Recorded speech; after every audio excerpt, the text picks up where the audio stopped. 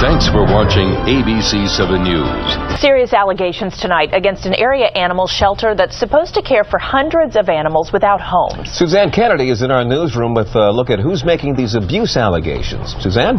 Well, Leon and Allison, at least 2 former employees are sounding the alarm, saying the Humane Society of Washington County mistreated animals, adopted out sick animals, and had a mass euthanization in just one day. In fact, one of those workers has filed suit saying she was wrongfully terminated when she refused to keep the shelter's secrets.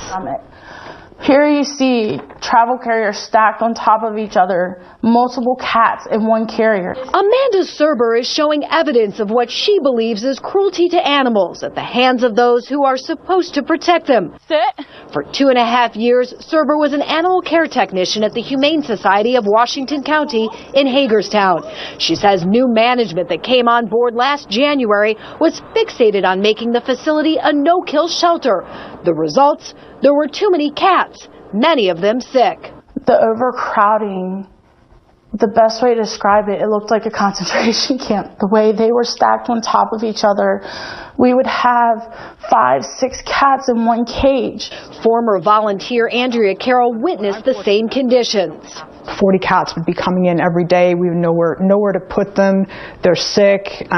Diseases are spreading that we can't treat. Says the mistreatment ran the gamut from cats with infections and disease to, in one case, more than 100 being put to death in one day. We had to go room to room to put these animals down. You can't kill 130 animals in an hour and expect it to be humane. Serber and others became increasingly concerned about the conditions and an effort, she says, to cover up the number of cats being put down. They did not have the welfare of the animals in mind. They were more concerned with getting the euthanasia numbers down, at whatever the cost. Serber was asked to sign a non-disclosure form. When she refused, they fired her. They wanted me to keep the secret and to not speak up. Today, the Humane Society allowed us inside the animal adoption rooms, which were clean and not crowded. Declining an on-camera statement, it did say, "We strongly deny the allegations in the lawsuit and will defend ourselves at the appropriate time in court." These 2 former employees say what was going on at the shelter was nothing less than cat hoarding. They say if animal control was sent into a situation like what was going on there, the animals would have been seized and charges would have been filed. The Humane Society has until early next month to file a response to the lawsuit.